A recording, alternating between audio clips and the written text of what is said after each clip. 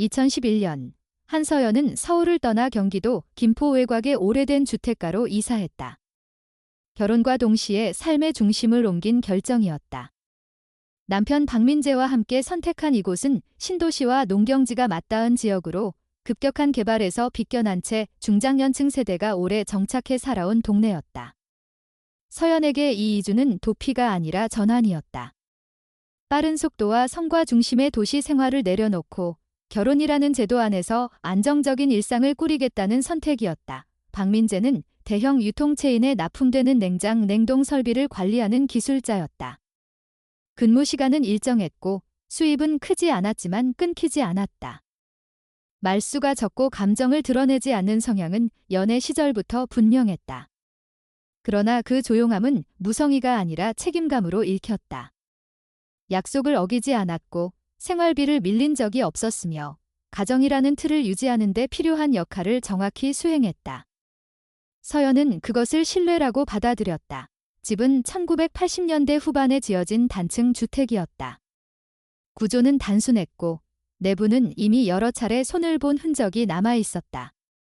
신혼집으로서 특별한 설렘을 주는 공간은 아니었지만 부부에게는 충분했다. 김포라는 지역은 서울과 가깝지만 정서적으로는 확연히 달랐다. 이웃과의 관계는 느슨했고 사생활은 존중되었으며 가족의 일은 가족 안에서 해결하는 분위기가 지배적이었다. 서연은 그 점이 오히려 편안하게 느껴졌다. 이 집에는 한 가지 특이한 구조가 있었다. 본체 뒤편에 연결된 작은 창고였다. 과거에는 농기구나 자재를 보관하던 공간으로 보였고 예관은 낡았지만 출입문에 달린 자물쇠는 비교적 최근에 교체된 상태였다. 이 공간에 대한 설명은 이사 초기에 한 번 아주 간단하게 주어졌다. 위험한 물건이 있고 정리되지 않았으며 출입할 필요가 없다는 정도였다. 그 말에는 추가 설명이 따르지 않았다. 서연은 처음에는 그것을 깊이 생각하지 않았다.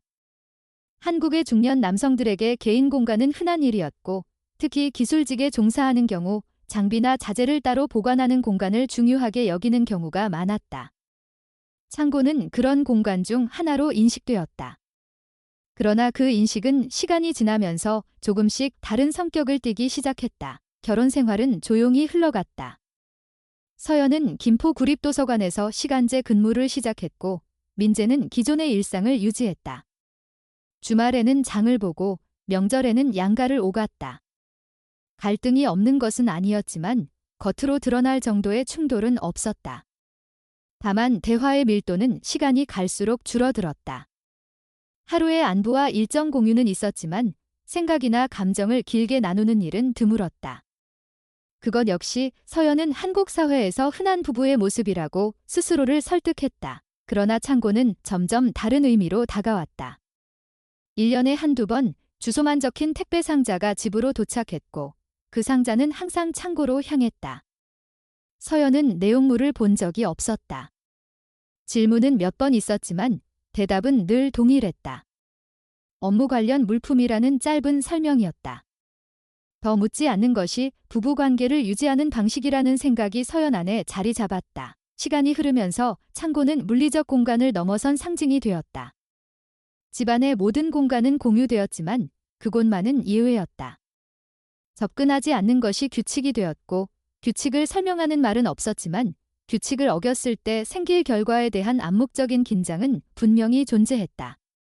서연은 그 긴장을 직시하지 않으려 했다. 김포라는 지역적 특성도 이 침묵을 강화했다. 이웃들은 서로의 사정을 깊이 알지 않았고 사생활에 개입하지 않았다. 문제는 드러나지 않으면 존재하지 않는 것처럼 취급되었다. 서연의 결혼 생활 역시 그렇게 보였다. 안정적이고 무난하며 특별한 사건이 없는 삶. 그러나 서연은 점점 그 무난함 속에서 설명되지 않는 공백을 느끼기 시작했다. 창고에 대한 생각은 갑작스럽게 떠오르지 않았다. 그것은 반복되는 일상 속에서 천천히 쌓여간 감각이었다. 특정한 계기보다는 축적된 시간의 결과였다. 집 뒤편에 존재하지만 접근할 수 없는 공간, 설명되지 않는 규칙, 반복되는 침묵. 이 모든 요소가 결합되며 창고는 하나의 질문으로 자리 잡았다.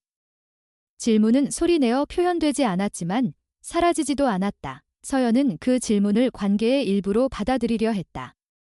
결혼은 타인의 모든 것을 이해하는 일이 아니라 이해하지 못하는 부분을 안고 살아가는 일이라는 생각이 들었다. 특히 한국 사회에서 부부는 개인의 감정보다 가정의 유지를 우선시하는 경우가 많았다.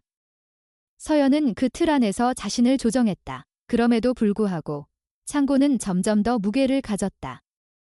단순한 개인 공간이 아니라 접근이 금지된 영역이라는 점에서 그것은 공유되지 않는 삶의 일부를 상징했다. 서연은 그것이 과거의 상처인지 설명되지 않은 책임인지 아니면 말할 수 없는 감정인지 알 수 없었다. 다만 분명한 것은 그 공간이 결혼 생활의 외곽이 아니라 중심부 어딘가와 연결되어 있다는 감각이었다. 이 시점까지 서연은 아직 의심하지 않았다. 배신이나 이중생활 같은 극단적인 상상은 없었다. 대신 더 추상적인 감정이 자리 잡았다.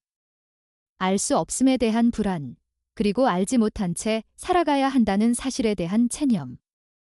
창고는 열리지 않았고 열리지 않는다는 사실 자체가 하나의 현실로 굳어지고 있었다. 그렇게 결혼 초기에 몇 해가 지나갔다. 시간은 문제를 드러내기보다 덮는 역할을 했다. 그러나 덮인 것들은 사라지지 않았다. 그것들은 단지 말해지지 않은 채 구조처럼 자리를 잡았을 뿐이었다. 그리고 그 구조의 중심에는 늘 닫혀있는 그 창고가 있었다. 창고는 시간이 지날수록 집의 일부가 아니라 집 바깥에 존재하는 또 하나의 규칙처럼 굳어졌다.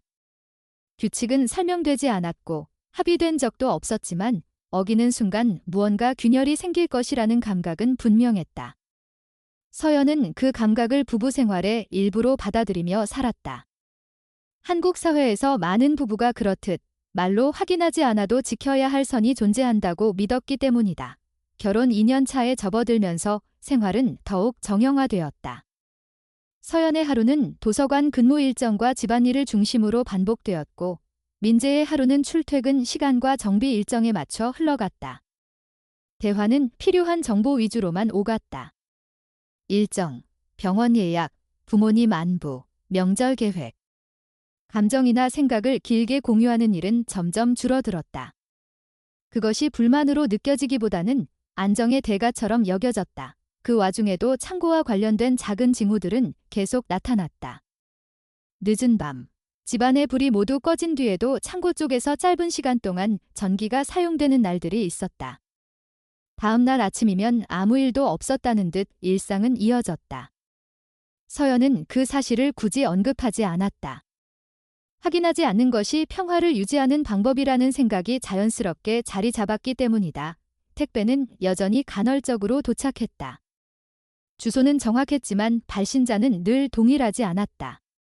어떤 상자는 가볍고 어떤 상자는 묵직했다. 서연은 그것들이 무엇인지 알지 못했고 알려고 하지 않았다. 한국 사회에서 배우자의 업무 영역을 존중한다는 명분은 질문을 멈추기에 충분한 이유가 되었다. 특히 민재처럼 감정을 잘 드러내지 않는 사람에게는 더더욱 그랬다. 그러나 창고는 점점 단순한 업무 공간 이상의 의미를 띠기 시작했다. 그것은 집안의 다른 공간들과 달리 시간의 흔적이 공유되지 않는 장소였다. 부부의 삶이 쌓이지 않는 유일한 공간. 서연은 그 사실이 설명되지 않는 불안으로 다가오는 순간들을 경험했다.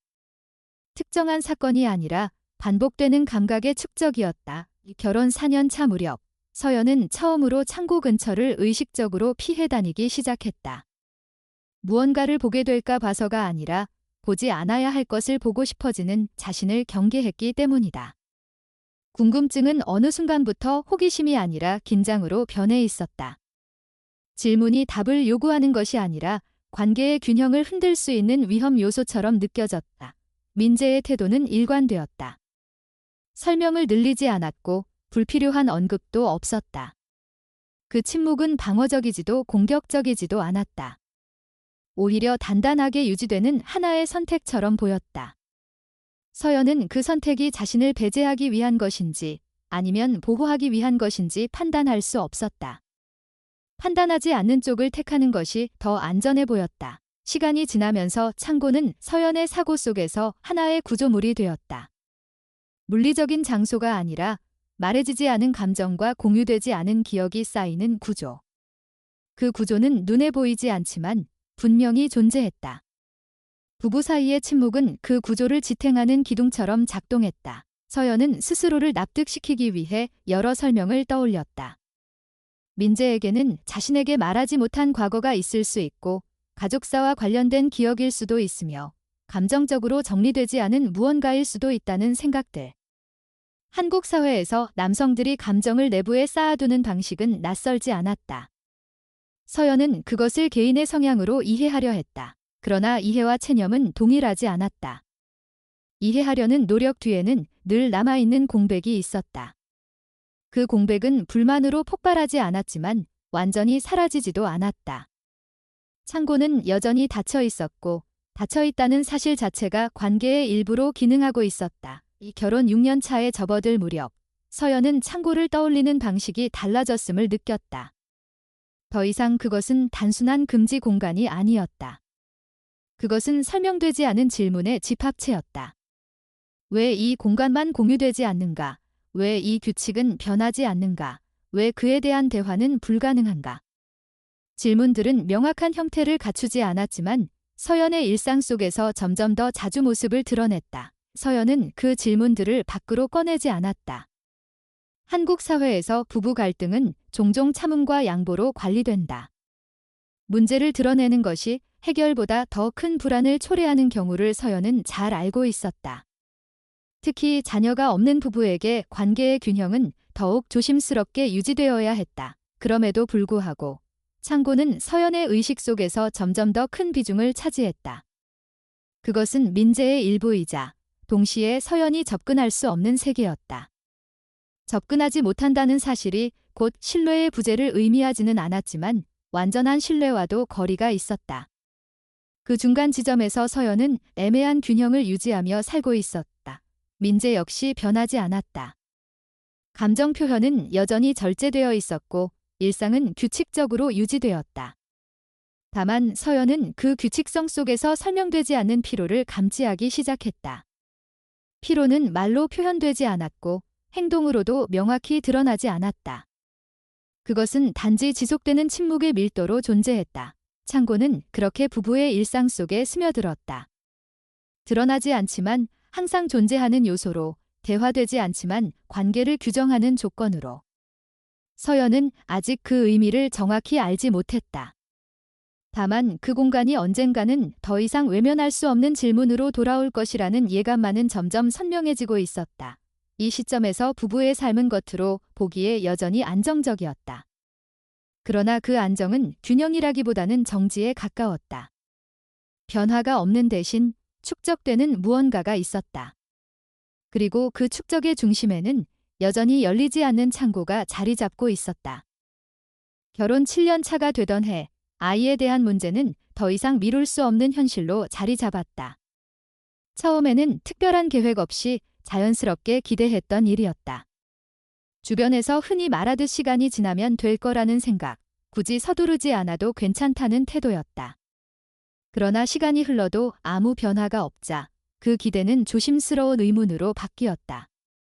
의문은 곧 확인의 필요성으로 이어졌고 결국 병원을 찾게 되었다. 검사는 김포에서 가까운 일산의 종합병원에서 진행되었다. 결과는 단순했고 동시에 모호했다. 원인을 특정할 수 없는 불임이라는 설명이었다. 의학적으로 문제가 발견되지 않았다는 말은 위로처럼 들릴 수도 있었지만 서연에게는 방향을 잃은 문장처럼 남았다. 무엇이 잘못된 것인지 알 수 없다는 사실은 무엇을 고칠 수 있는지도 알 수 없다는 의미였다. 이후 몇 년은 반복되는 시도와 조심스러운 기대, 그리고 다시 돌아오는 공백으로 채워졌다. 달력이 바뀔 때마다 서연은 조용히 자신을 점검했다. 몸의 변화, 감정의 기복, 주변의 시선. 특별히 누가 묻지 않아도 한국 사회에서 아이의 부재는 설명을 요구하는 상태로 받아들여졌다. 가족 모임에서 오가는 말들, 동네 지인들의 무심한 질문들, 도서관에서 마주치는 어린이 프로그램 안내문까지 모든 것이 같은 방향으로 수렴되는 듯했다. 서연은 그 모든 것을 겉으로 드러내지 않았다. 감정을 표현하기보다 관리하는 방식이 익숙했기 때문이다. 문제를 문제로 만들지 않으려는 태도는 스스로를 보호하는 방법이자 결혼 생활을 유지하는 전략처럼 느껴졌다. 민재 역시 마찬가지였다. 병원 일정에는 함께했지만 그 이후의 감정에 대해서는 거의 말하지 않았다. 책임을 회피하지는 않았지만 슬픔을 공유하지도 않았다. 그 침묵은 무관심과는 달랐다. 민재는 필요한 역할을 빠뜨리지 않았다. 다만 감정의 언어를 사용하지 않을 뿐이었다. 서연은 그 차이를 이해하려 애썼다. 한국 사회에서 많은 남성들이 그러하듯 민재 역시 감정을 내부에 축적하는 방식으로 현실을 견디고 있다고 생각했다. 문제는 그 축적이 어디로 향하는지 알 수 없다는 점이었다. 아이에 대한 이야기는 점점 사라졌다. 더 이상 병원 예약을 논의하지 않았고 새로운 방법을 찾아보지도 않았다. 그 주제는 말해지지 않는 영역으로 밀려났다. 말하지 않음으로써 상처를 덜 받으려는 선택이었다. 그러나 말해지지 않은 감정은 사라지지 않았다. 그것은 형태를 바꿔 관계 속에 남았다. 그 시기부터 창고는 서연의 의식 속에서 새로운 의미를 띠기 시작했다. 이전에는 설명되지 않은 공간이었다면 이제는 말해지지 않은 감정이 축적되는 장소처럼 느껴졌다. 아이에 대한 침묵과 창고에 대한 침묵은 묘하게 닮아 있었다. 둘 다 접근이 제한되어 있었고 둘 다 말로 다루기에는 위험한 영역으로 취급되었다. 서연은 창고를 떠올릴 때마다 그 안에 무엇이 있는지가 아니라 왜 공유되지 않는지가 더 크게 다가왔다. 결혼이라는 관계 안에서 왜 이 부분만은 함께할 수 없는가에 대한 질문이었다. 그 질문은 민재를 향한 의심이라기보다 관계의 구조 자체에 대한 의문에 가까웠다. 민재의 태도는 여전히 변함없었다. 일상은 유지되었고 책임은 다해졌다. 그러나 서연은 그 안정 속에서 점점 더 분명해지는 공백을 느꼈다. 아이에 대한 이야기가 사라진 자리에는 다른 종류의 침묵이 자리 잡았다. 그것은 포기의 언어였고 동시에 체념의 형태였다. 서연은 자신이 점점 무엇인가를 보지 않으려 하고 있다는 사실을 인식했다. 아이에 대한 기대를 접는 것, 창고에 대한 질문을 접는 것, 민재의 내면을 더 깊이 들여다보려는 시도를 멈추는 것, 이 모든 선택은 관계를 유지하기 위한 것이었지만 동시에 관계를 정지시키는 결과를 낳고 있었다. 한국 사회에서 자녀 없는 부부는 종종 설명되지 않은 위치에 놓인다. 완전하지 않다는 평가와 자유롭다는 평가가 동시에 따라붙는다. 서연은 그 모순 속에서 자신의 위치를 정리하려 애썼다. 아이가 없는 삶을 받아들이는 것과 아이를 원했던 자신을 부정하지 않는 것 사이에서 균형을 찾으려 했다. 그 과정에서 창고는 더욱 선명한 상징이 되었다. 그것은 존재하지만 열리지 않는 공간, 말해질 수 있지만 말해지지 않는 이야기였다. 서연은 그 공간이 민재의 과거일 수도 있고 현재일 수도 있으며 혹은 미래에 대한 어떤 준비일 수도 있다고 상상했다. 상상은 구체적이지 않았지만 감정은 분명했다. 그곳에는 자신과 공유되지 않은 무언가가 있었다. 서연은 그 사실을 받아들이려 했다. 받아들인다는 것은 이해한다는 의미라기보다 더 이상 파고들지 않겠다는 선택에 가까웠다. 그러나 선택은 늘 비용을 요구했다. 그 비용은 감정의 거리였다. 부부는 여전히 같은 공간에서 생활했지만 정서적으로는 점점 다른 방향을 바라보고 있었다. 아이에 대한 문제는 더 이상 논의되지 않았지만 완전히 사라진 것도 아니었다. 그것은 다른 형태로 남아 일상 속에 스며들었다. 도서관에서 어린이 책을 정리할 때, 동네에서 유모차를 마주칠 때, 명절에 친척들의 안부를 들을 때마다 서연은 말해지지 않은 감정을 관리해야 했다.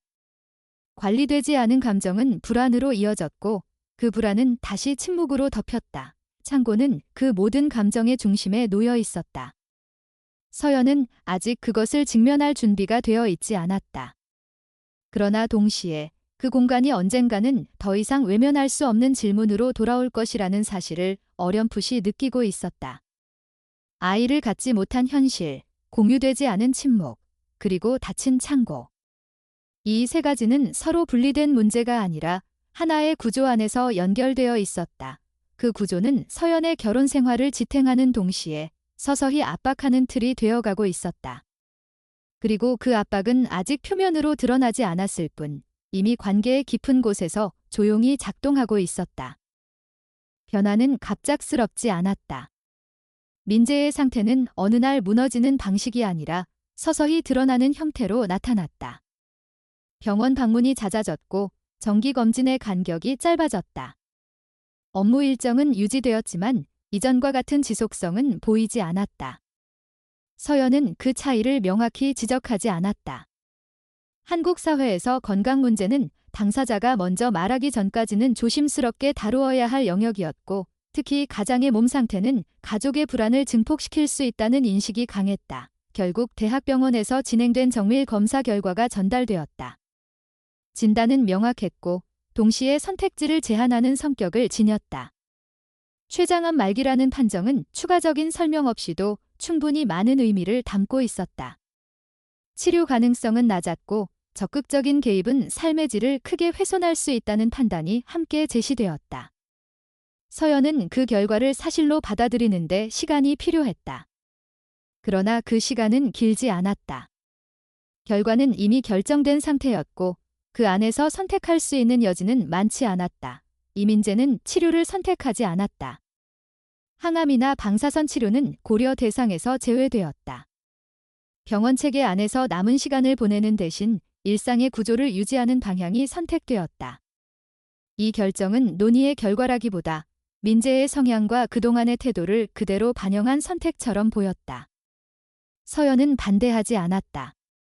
반대는 또 다른 불안을 만들 뿐이라는 사실을 알고 있었기 때문이다. 이후의 시간은 관리의 연속이었다.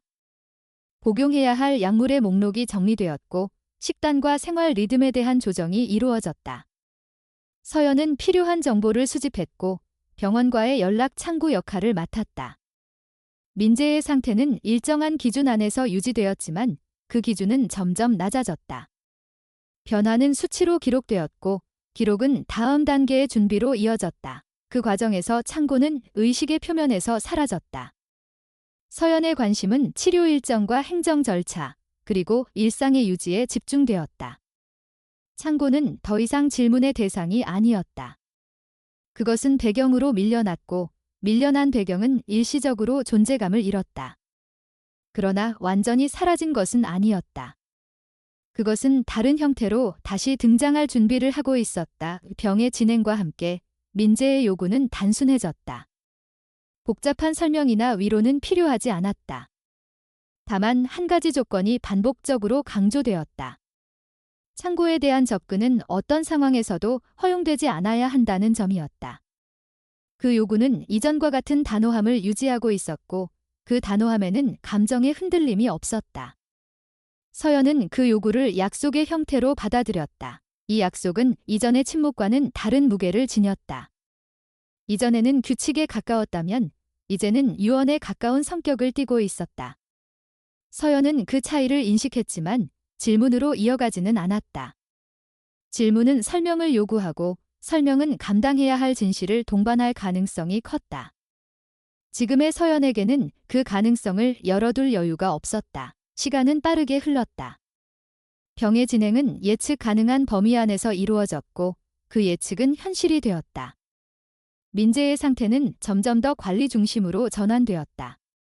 서연은 돌봄의 역할을 수행하면서도 감정의 균형을 유지하려 애썼다. 감정의 과잉은 실무를 방해할 수 있었고 실무의 실패는 돌이킬 수 없는 결과를 낳을 수 있었다. 이 시기에 서연은 자신이 무언가를 유예하고 있다는 사실을 자각했다.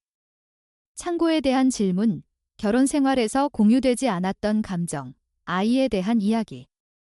모든 것은 나중으로 미뤄졌다. 나중은 구체적인 시점을 갖지 않았지만 현재가 아니어야 한다는 조건만은 분명했다. 현재는 유지되어야 했고 유지되지 않으면 무너질 수 있었다. 민재의 상태가 더 이상 안정적이라고 보기 어려워졌을 때 병원 방문의 간격은 다시 늘어났다. 그러나 치료의 방향은 바뀌지 않았다. 완화 중심의 관리가 유지되었고 그 관리의 대부분은 집안에서 이루어졌다.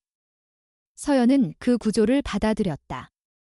집은 병원이 되었고 일상은 관리 체계로 전환되었다. 이 과정에서 민재의 태도는 일관되었다.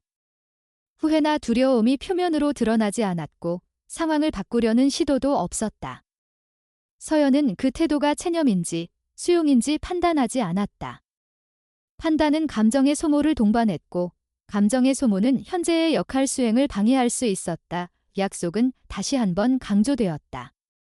창고는 어떤 이유로도 열려서는 안 된다는 조건이었다. 이 조건은 이전보다 더 명확한 형태로 제시되었고 서연은 그것을 받아들였다. 약속은 관계의 마지막 단계에서 요구되는 책임처럼 느껴졌다.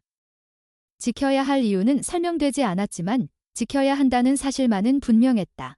이 시점에서 창고는 다시 서연의 의식 속으로 돌아왔다. 그러나 그것은 호기심이나 의문이 아니라 약속의 대상이라는 형태였다. 약속은 질문을 허용하지 않는 구조였다. 약속을 지키는 것은 상대를 존중하는 방식이었고 서연은 그 방식을 선택했다. 시간은 점점 압축되었다.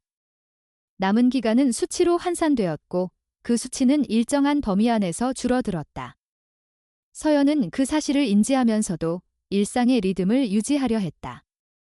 리듬이 무너지면 감정도 함께 무너질 수 있다는 것을 알고 있었기 때문이다. 마지막 단계에 가까워질수록 민재의 요구는 줄어들었고 약속의 중요성은 상대적으로 커졌다. 창고는 다시 중심으로 이동했다. 그것은 병의 원인도 치료의 대상도 아니었지만 관계의 마지막 조건으로 남아있었다. 서연은 그 조건을 받아들였다. 이해하지 못한 채 받아들이는 선택이었다. 그러나 그 선택은 지금의 서연에게 가능한 유일한 선택처럼 느껴졌다. 약속은 그렇게 만들어졌다. 설명 없이, 질문 없이, 그러나 분명한 무게를 지닌 상태로 이 약속은 이후의 모든 시간을 규정하게 될 준비를 마치고 있었다. 아직 그 의미는 드러나지 않았지만 서연은 이미 그 약속이 단순한 요청이 아니라 관계 전체를 관통하는 마지막 장치라는 사실을 어렴풋이 인식하고 있었다. 민재의 죽음은 예고된 결과였지만 현실로 받아들이는 과정은 별개의 문제였다. 서연은 그 사실을 감정으로 느끼기보다 행정 절차와 일정으로 처리했다. 병원에서의 사망 확인, 장례식장 예약, 조문객 명단 정리, 회사와 기관에 보내야 할 통보. 모든 것은 한국 사회의 관례에 따라 빠르게 진행되었고 감정을 개입시킬 틈은 거의 없었다. 장례는 단출했다. 가족과 가까운 지인 몇 명이 전부였다. 과도한 슬픔을 드러내는 것도 지나친 설명을 덧붙이는 것도 없었다. 서연은 그 형식이 오히려 자신을 보호해준다고 느꼈다. 장례가 끝난 뒤 집은 갑작스럽게 기능을 잃은 공간처럼 느껴졌다. 이전과 동일한 구조와 물건들이 그대로 남아있었지만 그 안을 지탱하던 기준이 사라진 상태였다. 서연은 일상을 유지하려 애썼다. 아침에 일어나고 식사를 준비하고 쓰레기를 정리하고 우편물을 확인했다. 그러나 모든 행위는 목적 없이 반복되는 것처럼 느껴졌다. 집안에는 여전히 민재의 흔적이 있었고 그 흔적들은 정리되지 않은 채 머물러 있었다. 서연은 당분간 창고를 의식적으로 배제했다. 약속은 여전히 유효했고 약속을 지키는 것이 남은 관계를 존중하는 방식이라고 믿었다. 그러나 약속을 지키는 행위 자체가 점점 더 큰 부담으로 다가왔다.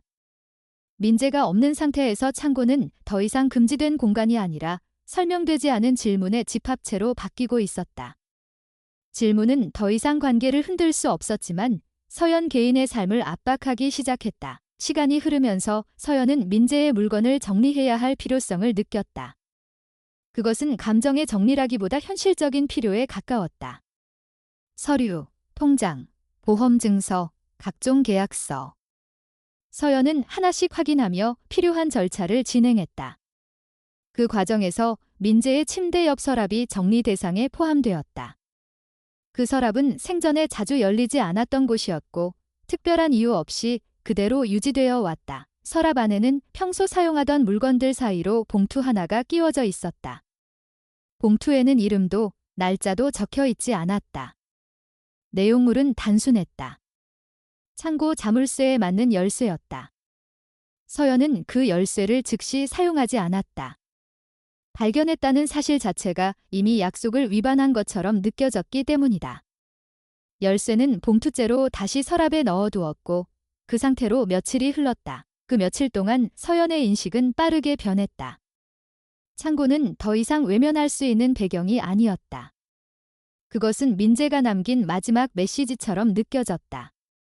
설명 없이 남겨진 열쇠, 설명 없이 요구되었던 약속. 이 둘은 모순처럼 보였지만 동시에 하나의 구조를 이루고 있었다. 서연은 그 구조를 이해하지 못한 채 그 안에 머물러야 하는 상황에 놓여 있었다. 약속을 지킨다는 것은 열쇠를 사용하지 않는 것이었다. 그러나 이해하지 못한 채 지키는 약속은 시간이 지날수록 존중이 아니라 억압에 가까운 감정으로 변해갔다. 서연은 자신이 약속을 지키고 있는지 아니면 질문을 미루고 있는지 구분할 수 없게 되었다. 창고는 더 이상 민재의 영역이 아니었다. 민재가 없는 상태에서 그 공간은 서연의 삶을 규정하는 요소로 이동하고 있었다. 서연은 밤마다 반복되는 생각의 순환을 경험했다. 약속을 어기면 민재를 배신하는 것이 되는가? 아니면 약속을 지키는 것이 자신을 배신하는 것이 되는가? 이 질문에는 정답이 없었다. 그러나 질문을 피하는 선택은 점점 더 불가능해지고 있었다. 한국 사회에서 죽은 이를 존중하는 방식은 다양하지만 그 존중이 산 사람의 삶을 멈추게 할 권리는 없다는 생각이 서연 안에서 조금씩 형태를 갖추기 시작했다. 결정적인 계기는 특별한 사건이 아니었다.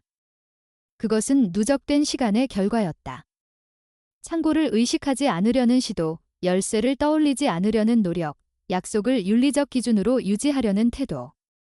이 모든 것이 한계에 도달했을 때 서연은 더 이상 미룰 수 없다는 감각을 받아들였다.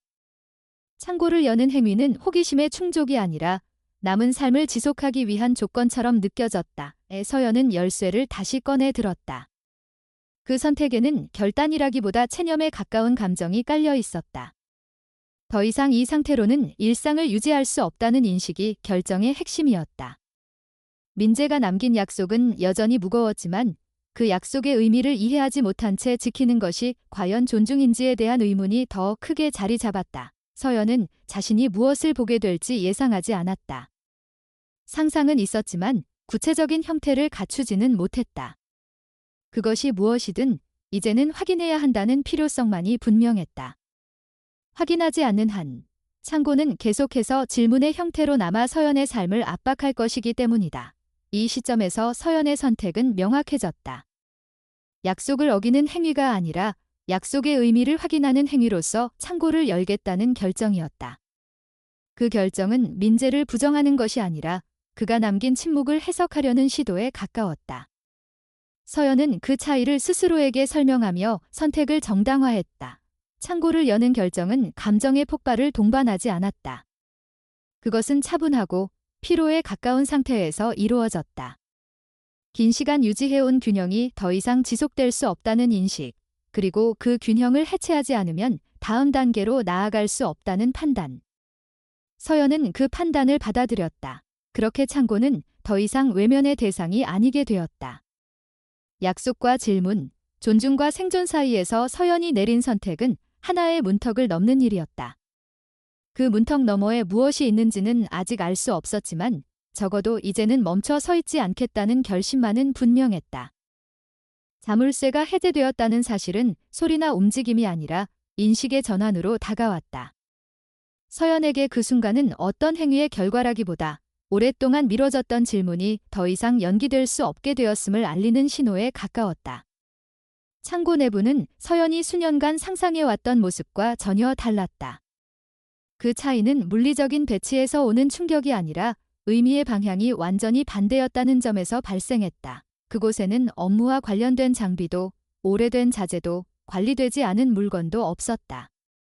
대신 한 공간 안에 분명한 목적을 가진 물건들이 정돈된 상태로 놓여 있었다. 그 목적은 즉각적으로 이해되었다. 아이를 위한 공간이었다. 임시적이거나 즉흥적인 구성이 아니라 오랜 시간에 걸쳐 준비되고 유지된 구조였다. 서연은 그 사실을 직감적으로 받아들였다. 아이를 위한 책들이 있었다.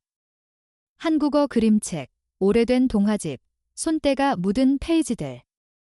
특정 연령대를 겨냥한 구성이라는 점에서 막연한 상상이 아니라 구체적인 시간대를 염두에 둔 선택이라는 것이 분명했다. 장난감 역시 무작위가 아니었다. 안전성과 사용 시기를 고려한 배치, 반복적으로 손이 닿았을 흔적이 남아있는 물건들. 모든 것이 누군가의 부재를 전제로 유지된 형태였다. 공간의 중심에는 아기 침대가 놓여 있었다. 기성품이 아니라 손이 많이 간 구조였다. 서연은 그 사실을 설명 없이 이해했다.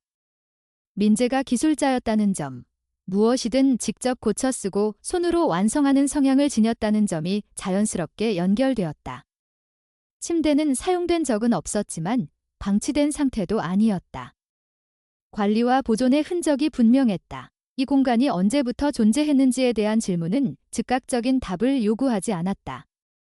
대신 이 공간이 어떤 시간의 축적 위에 놓여 있는지에 대한 감각이 먼저 다가왔다. 몇 달이나 몇 년의 준비로 만들어질 수 없는 구조였다. 이것은 장기간 유지된 신념의 결과였다. 아이가 태어날 가능성을 전제로 한 준비가 아니라 태어나지 않을 가능성까지 포함한 상태에서 지속된 준비였다. 서연의 시선은 자연스럽게 기록물로 향했다. 단순한 메모가 아니라 연속성을 지닌 글이었다. 노트의 표지에는 특정한 장식이나 강조가 없었고 실용적인 문구만이 적혀 있었다. 아버지의 기록. 대상은 명확했지만 존재하지 않는 대상이었다. 그 모순이 이 공간 전체를 관통하고 있었다. 기록의 내용은 감정의 과잉 없이 구성되어 있었다. 기대와 상상, 준비와 좌절이 동일한 밀도로 서술되어 있었다. 민재는 아이가 존재한다고 전제하지 않았고 그렇다고 존재하지 않는다고 단정하지도 않았다. 기록은 가능성과 불가능성 사이의 중간 지점에서 유지되고 있었다. 아이의 이름은 고정되지 않았고 성별도 특정되지 않았다. 대신 역할과 관계에 대한 상상이 반복되었다. 서연은 그 기록을 통해 처음으로 민재의 침묵이 어디로 향하고 있었는지를 이해하기 시작했다. 침묵은 회피가 아니었다. 그것은 감정을 외부로 배출하지 않기 위한 선택이었고 그 감정의 저장소가 바로 이 공간이었다. 민재는 말하지 않는 대신 구축했다. 설명하지 않는 대신 유지했다. 아이를 가질 수 없다는 현실을 부정하지 않으면서도 아이를 향한 감정을 삭제하지 않는 방식이었다. 이 공간은 부부의 삶에서 분리된 영역이 아니었다. 오히려 분리되지 않기 위해 의도적으로 격리된 공간이었다. 서연을 배제하기 위한 선택이 아니라 서연을 보호하기 위한 구조였다. 그 사실은 기록의 여러 부분에서 반복적으로 드러났다. 아이를 향한 감정이 서연에게 부담이 될 수 있다는 인식, 그 부담을 혼자 감당하겠다는 결정, 그리고 그 결정을 실행하기 위한 장소로서의 창고. 서연은 그제야 민재가 왜 이 공간을 공유하지 않았는지를 이해했다. 공유는 이해를 요구하고 이해는 감당을 전제로 한다. 민재는 서연에게 그 감당을 요구하지 않으려 했다. 아이를 갖지 못했다는 현실에서 서연이 느낄 수밖에 없는 책임감과 결핍감을 더 이상 증폭시키지 않기 위한 선택이었다. 이 공간은 상실의 결과물이 아니라 상실을 견디기 위한 장치였다. 아이가 태어나지 않았다는 사실은 이 공간의 전제가 아니었다. 오히려 이 공간은 아이가 태어나지 않았다는 사실을 매일 확인하면서도 무너지지 않기 위해 만들어진 구조였다. 민재는 아이가 없다는 현실을 외면하지 않았다. 대신 그 현실과 함께 살아갈 수 있는 방식을 구축했다. 서연은 그동안 자신이 민재의 침묵을 오해해왔다는 사실을 받아들였다. 침묵은 거리두기가 아니라 자기 내부로의 수렴이었다. 그 수렴은 감정을 억제하는 방식이 아니라 감정을 특정한 장소에 집중시키는 방식이었다. 창고는 그 집중의 결과였다. 이 공간을 마주한 순간 서연의 기억은 재구성되기 시작했다. 그동안 이해되지 않았던 행동들, 설명되지 않았던 시간들, 반복적으로 유지되던 규칙들이 새로운 맥락 안에 배치되었다. 늦은 밤의 짧은 외출, 이유 없이 유지되던 창고의 정리 상태, 특정 시기에 반복되던 구매 기록. 모든 것이 하나의 방향을 가리키고 있었다. 서연은 이 공간이 비밀이 아니라 고백이었다는 사실을 인식했다. 다만 그 고백은 언어로 이루어지지 않았을 뿐이었다. 민재는 말 대신 구조를 선택했고 설명 대신 지속을 택했다. 그 선택은 관계 안에서 오해를 낳았지만 동시에 관계를 무너지지 않게 유지하는 역할도 수행했다. 아이를 갖지 못한 삶은 이 부부에게 결핍이었지만 그 결핍을 다루는 방식은 달랐다. 서연은 일상 속에서 감정을 관리했고 민재는 이 공간을 통해 감정을 보존했다.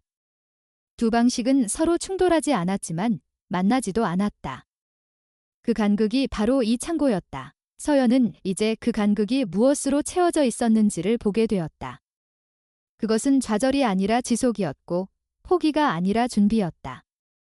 준비의 대상은 아이였지만 준비의 본질은 사랑이었다. 결과를 요구하지 않는 사랑, 실현되지 않아도 유지되는 사랑. 이 공간은 그 사랑의 형태였다. 이 순간, 창고는 더 이상 금지된 장소가 아니었다. 그것은 민재의 내면이 외부로 확장된 결과물이었고 서연이 처음으로 그 내면에 접근한 지점이었다. 접근은 충격이 아니라 이해로 이어졌다. 이해는 즉각적인 위안을 제공하지 않았지만 오랜 오해를 해소할 수 있는 구조를 제공했다. 서연은 이 공간이 단순히 과거의 잔재가 아니라는 사실을 느꼈다. 이것은 정리되어야 할 유산이 아니라 해석되어야 할 기록이었다. 민재가 남긴 것은 물건이 아니라 방식이었고 그 방식은 이제 서연에게 전달되고 있었다. 서연은 창고 안에 남겨진 기록들을 통해 민재의 선택이 어떤 방향에서 이루어졌는지를 점점 더 분명히 이해하게 되었다. 그 이해는 감정의 해소라기보다 인식의 재구성이었다. 그동안 설명되지 않았던 침묵이 하나의 체계로 연결되면서 관계의 공백으로 느껴졌던 부분들이 다른 의미를 갖기 시작했다. 민재는 말하지 않았지만 말하지 않음으로써 지키고자 했던 것이 분명히 존재했다. 기록의 마지막 부분에는 다른 성격의 글이 포함되어 있었다. 이전의 글들이 아이를 향한 상상과 준비를 담고 있었다면 이 글들은 서연을 향하고 있었다. 대상은 분명했고 어조는 이전보다 더 직접적이었다. 민재는 이 공간을 만든 이유를 설명하지 않았지만 설명하지 않은 이유에 대해서는 명확히 남겨두었다. 서연이 느낄 수 있는 책임감과 죄책감을 더 이상 증폭시키고 싶지 않았다는 인식이 반복적으로 등장했다. 민재는 아이를 갖지 못한 현실을 개인의 실패로 규정하지 않았다. 그러나 한국 사회의 구조 안에서 그 실패가 서연에게 집중될 가능성을 충분히 인식하고 있었다. 그는 그 가능성을 차단하는 방식으로 침묵을 선택했다. 침묵은 방어가 아니라 차단이었다. 감정의 유출을 막기 위한 차단, 관계의 균형을 유지하기 위한 선택이었다. 서연은 그 선택이 완벽하지 않았다는 사실도 동시에 이해하게 되었다. 침묵은 보호였지만 동시에 거리였다. 민재는 서연을 보호했지만 그 과정에서 자신을 고립시켰다. 그 고립은 이 공간 안에서만 해소되었고 그 해소 방식은 공유되지 않았다. 서연은 그 점을 뒤늦게 인식했다. 민재가 혼자 감당한 것은 아이에 대한 상실뿐만 아니라 감정을 공유하지 못한 선택의 결과이기도 했다. 이 인식은 서연에게 새로운 감정을 불러왔다. 그것은 분노나 원망이 아니었다. 오히려 미처 알지 못했던 깊이에 대한 자각에 가까웠다. 민재가 유지해온 일상의 안정, 감정의 절제, 규칙적인 삶은 모두 이 공간과 연결되어 있었다. 창고는 예외가 아니라 중심이었다. 민재의 내면은 이 공간을 통해 외부와 접촉하고 있었고 그 접촉 방식은 서연이 이해할 수 있는 언어가 아니었다. 서연은 그동안 자신이 관계를 오해해왔다는 사실을 받아들였다. 오해는 의도적인 것이 아니었다. 서로 다른 방식으로 감정을 처리하는 두 사람이 같은 침묵을 다른 의미로 해석했을 뿐이었다. 서연은 관리의 방식으로, 민재는 보존의 방식으로 상실을 다뤘다. 두 방식은 충돌하지 않았지만 만나지도 않았다. 기록을 읽으며 서연은 민재가 아이를 통해 무엇을 상상했는지보다 그 상상을 통해 어떤 삶을 유지하려 했는지를 더 분명히 보게 되었다. 아이는 목적이 아니라 매개였다. 민재에게 아이는 관계를 지속시키는 이유이자 무너지지 않기 위한 기준이었다. 아이가 실제로 태어나지 않았다는 사실은 그 기준을 무효화하지 않았다. 오히려 그 기준은 현실과 분리된 공간 안에서 더 단단하게 유지되었다. 서연은 이 공간이 민재의 도피처가 아니었다는 점을 확신하게 되었다. 이곳은 회피의 장소가 아니라 견딤의 장소였다. 민재는 이 공간을 통해 일상으로 돌아갈 수 있었고 서연과의 관계를 유지할 수 있었다. 침묵은 이 공간에서 생성되고 이 공간에서 해소되었다. 그 과정이 서연에게 공유되지 않았다는 사실만이 남아 있었다. 그 공유되지 않음은 이제 다른 의미를 갖게 되었다. 그것은 배제의 증거가 아니라 선택의 결과였다. 서연은 그 선택이 완전하지 않았다는 점을 인정하면서도 그 선택이 관계를 유지하는 데 기여했다는 사실 역시 부정할 수 없었다. 민재는 자신의 방식으로 사랑을 유지했고 그 방식은 이제 서연에게 전달되고 있었다. 서연은 이 공간을 대하는 태도를 바꾸기 시작했다. 그것은 과거를 정리하는 장소가 아니라 의미를 해석하는 장소였다. 민재가 남긴 물건들은 기억의 잔재가 아니라 관계의 기록이었다. 그 기록은 서연에게 새로운 역할을 요구하지 않았다. 다만 이해를 요구했다. 이해는 행동을 강요하지 않았지만 인식을 변화시켰다. 서연은 자신의 기억을 이 공간에 연결하기 시작했다. 그것은 과거를 덧붙이는 행위가 아니라 이미 존재하던 관계를 재배치하는 과정이었다. 민재가 혼자 유지해온 감정의 구조에 서연의 인식이 접속하는 순간이었다. 그 접속은 감정의 폭발을 동반하지 않았다. 대신 지속적인 해석의 과정을 열어주었다. 이 과정에서 서연은 관계의 마지막 단계가 반드시 단절로 끝나지 않는다는 사실을 받아들였다. 민재는 떠났지만 그가 유지해온 방식은 남아있었다. 그 방식은 서연에게 선택지를 제시하지 않았다. 다만 하나의 방향을 보여주고 있었다. 침묵을 그대로 유지할 것인지 아니면 침묵의 의미를 재구성할 것인지에 대한 방향이었다. 서연은 후자를 선택했다. 그 선택은 새로운 결정을 요구하지 않았다. 단지 이미 존재하는 구조를 다르게 읽는 행위였다. 민재의 사랑은 언어로 전달되지 않았지만 구조로 남아 있었다. 그 구조를 이해하는 순간 서연은 관계의 결말이 비극으로만 규정되지 않는다는 사실을 인식하게 되었다. 이 공간은 이제 서연에게 금지된 영역도 미해결의 질문도 아니었다. 그것은 민재의 사랑이 가장 솔직한 형태로 남아있는 장소였다. 솔직함은 감정의 노출이 아니라 선택의 일관성에서 드러났다. 민재는 끝까지 같은 방식을 유지했고 그 방식은 이제 서연에게 전달되었다. 서연은 이 전달이 끝이 아니라 시작이라는 사실을 어렴풋이 느끼고 있었다. 민재가 혼자 감당했던 것을 이제는 혼자가 아닌 상태로 바라볼 수 있게 되었기 때문이다. 그 변화는 외부로 드러나지 않았고 즉각적인 행동으로 이어지지도 않았다. 그러나 인식의 전환은 분명히 이루어졌다. 관계는 종료되었지만 의미는 계속되었다. 서연은 그 사실을 받아들였다. 받아들인다는 것은 잊는 것이 아니라 다른 방식으로 기억하는 일이었다. 민재의 침묵은 이제 더 이상 공백이 아니었다. 그것은 이해의 대상이 되었고 그 이해는 서연의 삶에 새로운 기준을 제공하고 있었다. 서연의 일상은 이전과 같은 틀을 유지하면서도 다른 방향으로 흘러가기 시작했다. 변화는 급격하지 않았고 눈에 띄는 결단의 형태를 띠지도 않았다. 다만 기준이 달라졌다. 무엇을 피해야 하는지가 아니라 무엇을 이어갈 수 있는지가 삶의 중심으로 이동했다. 창고는 더 이상 봉인된 공간도 과거에 머무는 장소도 아니었다. 그것은 민재가 남긴 방식이 머무는 자리였고 서연은 그 방식을 일상에 연결하기 시작했다. 서연은 도서관 근무 시간을 조정해 어린이 프로그램을 맡게 되었다. 기존에 하던 업무의 연장이었지만 의미는 달랐다. 아이들과 직접적인 접촉이 늘어났고 그 접촉은 감정의 소모를 요구하지 않았다. 돌봄은 기대를 전제로 하지 않았고 결과를 요구하지도 않았다. 그 관계는 일시적이었고 그래서 부담이 적었다. 서연은 그 구조가 자신에게 적합하다는 사실을 인식했다. 창고에 남아있던 책들과 물건들은 그대로 유지되었다. 정리하거나 처분하는 선택은 하지 않았다. 대신 서연은 그 공간에 자신의 기록을 더했다. 민재의 노트 옆에 새로운 노트를 두었고 기록의 형식과 어조를 맞추었다. 대상은 특정되지 않았고 목적도 명확하지 않았다. 다만 지속이 가능해야 했다. 기록은 감정을 배출하기 위한 것이 아니라 감정을 유지하기 위한 수단이었다. 서연은 그 기록을 통해 민재가 선택했던 방식을 체득해 갔다. 말하지 않는다고 해서 존재하지 않는 것은 아니라는 사실, 실현되지 않았다고 해서 의미가 사라지는 것은 아니라는 인식이 점점 분명해졌다. 아이를 갖지 못한 삶은 여전히 결핍으로 남아 있었지만 그 결핍이 모든 관계를 규정하지는 않게 되었다. 지역 사회와의 연결도 자연스럽게 늘어났다.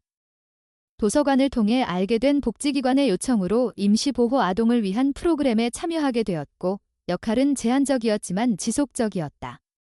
서연은 보호자가 아니었고 대체물도 아니었다. 다만 일정한 시간 동안 안정적인 어른으로 존재했다. 그 존재 방식은 민재가 창고에서 유지해온 방식과 닮아 있었다. 결과를 요구하지 않는 지속, 이름 붙이지 않는 애착, 서연은 입양이나 위탁이라는 단어를 즉각적으로 떠올리지 않았다. 한국 사회에서 그 선택은 개인의 결심만으로 이루어질 수 없는 구조를 갖고 있었고 서연은 그 무게를 충분히 인식하고 있었다. 대신 가능성의 범위 안에서 움직였다. 돕는 것과 대신하는 것 사이의 경계를 명확히 유지하며 자신이 감당할 수 있는 역할만을 선택했다. 창고는 그 모든 선택의 기준점으로 남아 있었다. 그곳은 과거를 기념하는 장소가 아니라 현재의 방향을 점검하는 기준이었다. 서연은 그 공간을 통해 민재가 어떤 삶을 유지하려 했는지를 반복적으로 확인했고 그 확인은 자신의 선택을 조정하는 데 사용되었다. 민재의 방식은 그대로 복제되지 않았지만 원리는 전달되었다. 시간이 지나면서 서연은 자신의 감정 상태가 이전과 다르다는 사실을 인식했다. 슬픔은 여전히 존재했지만 그것이 모든 판단을 지배하지는 않았다. 상실은 사라지지 않았지만 삶의 유일한 기준도 아니었다. 민재의 죽음은 관계의 종료였지만 의미의 종료는 아니었다. 의미는 다른 형태로 계속 작동하고 있었다. 어느 순간 서연은 자신이 더 이상 창고를 두려워하지 않는다는 사실을 깨달았다. 두려움은 이해되지 않는 것에서 비롯되지만 이해는 반복을 통해 강화된다. 창고는 반복적으로 방문되는 장소가 되었고 그 방문은 의식적인 의뢰가 아니라 일상의 일부로 자리 잡았다. 그 공간에서 서연은 과거와 현재를 분리하지 않았다. 둘은 동시에 존재했고 동시에 유지되었다. 서연은 민재를 떠올릴 때 더 이상 미해결의 질문을 먼저 떠올리지 않았다. 대신 그가 선택했던 방식, 말하지 않음으로써 지키고자 했던 균형, 실현되지 않아도 포기하지 않았던 기준을 떠올렸다. 그 기준은 완벽하지 않았지만 지속 가능했다. 지속 가능성은 서연에게 가장 중요한 가치가 되었다. 서연의 삶은 특별해지지 않았다. 여전히 김포의 같은 집에 살았고 같은 도서관으로 출근했다. 그러나 삶을 해석하는 방식은 달라졌다. 결핍을 중심에 두지 않고 유지된 것을 기준으로 삼는 방식이었다. 민재가 남긴 것은 물건이나 공간이 아니라 그 해석 방식이었다. 아이를 갖지 못한 삶은 여전히 하나의 사실로 남아 있었다. 그러나 그 사실이 삶의 전부를 규정하지는 않았다. 아이는 존재하지 않았지만 아이를 향한 사랑은 분명히 존재했고 그 사랑은 다른 형태로 이동할 수 있었다. 이동은 대체가 아니었다. 그것은 방향 전환에 가까웠다. 서연은 그 방향 전환이 누구에게나 가능한 선택은 아니라는 사실을 알고 있었다. 그러나 가능했던 이유는 민재가 혼자 감당했던 시간을 구조로 남겨두었기 때문이었다. 그 구조가 없었다면 서연은 여전히 질문 앞에서 멈춰 있었을 것이다. 구조는 질문을 제거하지 않았지만 질문을 견딜 수 있는 틀을 제공했다. 이제 창고는 열려 있었다. 그러나 그 개방은 공개를 의미하지 않았다. 그것은 접근 가능성을 의미했다. 접근 가능성은 선택의 여지를 만들었고 선택은 책임을 동반했다. 서연은 그 책임을 감당할 수 있는 상태가 되었다는 사실을 조용히 받아들였다. 서연은 더 이상 완전한 삶을 기대하지 않았다. 대신 지속 가능한 삶을 선택했다. 모든 것이 이루어지지 않아도, 모든 말이 전달되지 않아도 사랑은 형태를 바꿔 남을 수 있다는 사실을 알게 되었기 때문이다. 민재의 사랑은 그 증거였다. 삶은 여전히 불완전했고 질문은 사라지지 않았다. 그러나 서연은 이제 질문을 피하지 않았다. 질문과 함께 살아가는 법을 배웠다. 그 배움은 누군가의 말이 아니라 누군가의 침묵에서 비롯되었다. 서연은 그 침묵을 부정하지 않았다. 오히려 그 침묵이 지켜낸 것들을 바라보았다. 그리고 그 침묵이 남긴 자리에 자신이 할 수 있는 방식으로 이어갈 무언가를 놓았다. 이 모든 사랑이 실현되는 것은 아니다. 그러나 실현되지 않은 사랑이 사라지는 것도 아니다. 어떤 사랑은 말해지지 않은 채 남고 어떤 사랑은 이루어지지 않은 채 이어진다. 중요한 것은 그 사랑이 어디로 향하느냐는 것이다. 서연은 그 방향을 선택했다. 그리고 그 선택은 오늘도 조용히 이어지고 있었다. 오늘 이 이야기를 끝까지 함께 들어주신 모든 분들께 진심으로 감사드립니다. 바쁜 일상 속에서도 잠시 멈춰서서 한 사람의 삶과 그 안에 담긴 침묵, 사랑, 그리고 선택을 바라봐 주셨다는 사실만으로도 이 이야기는 이미 충분한 의미를 얻었습니다. 이 이야기는 거창한 사건이나 극적인 기적에 관한 것이 아닙니다. 말하지 못한 마음, 이루어지지 않은 바람, 그리고 그럼에도 불구하고 끝까지 지켜낸 사랑에 대한 이야기입니다. 우리는 종종 결과로만 삶을 판단하지만 이 이야기는 과정 속에서 얼마나 많은 마음이 견뎌지고 이어질 수 있는지를 조용히 보여줍니다. 실현되지 않았다고 해서 사라지는 것은 아니며 말해지지 않았다고 해서 존재하지 않는 것도 아니라는 점을 다시 한번 생각하게 합니다. 누군가는 이 이야기에서 가족을 떠올렸을 것이고 누군가는 자신의 침묵이나 후회를 마주했을지도 모릅니다. 각자의 자리에서 느낀 감정이 다르더라도 그 모든 감정은 존중받아야 할 삶의 일부라고 믿습니다. 이 이야기가 오늘 하루를 버텨낸 여러분의 마음에 작은 위로가 되었기를 바랍니다. 저희 채널의 이야기가 마음에 닿았다면 좋아요를 눌러주시고 느낀 점을 댓글로 남겨주세요. 여러분의 생각 하나하나가 이 채널을 이어가게 하는 가장 큰 힘입니다. 그리고 앞으로도 이런 이야기를 계속 만나고 싶으시다면 구독을 통해 함께 해주시길 바랍니다. 진심으로 감사합니다.